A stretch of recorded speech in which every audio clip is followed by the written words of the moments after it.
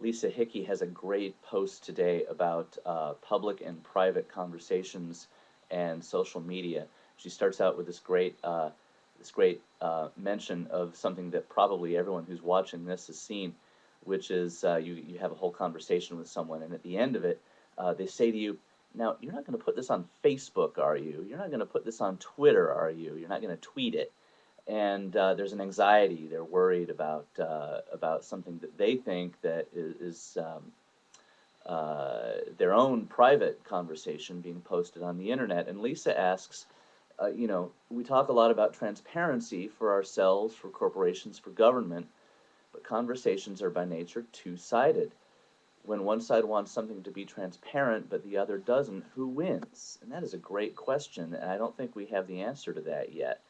Probably most people who are social media users would have a reflexive reaction saying that, well, things should be open. However, probably most people who do not use social media would probably have a reflexive answer that, well, you know what, you need to get permission from me if you have a conversation with me before you go spreading around what I said in a context that my assumption is private. And part of this is that we haven't generated our social norms around social media yet. We have a budding handful of norms that the power users have, or the frequent users of social media have, and that is that things are transparent, things are open. However, we don't have a societal norm.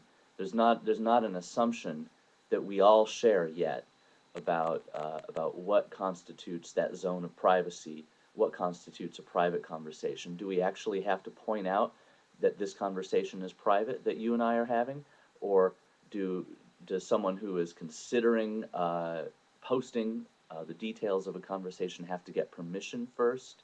Do they have to get permission in all cases?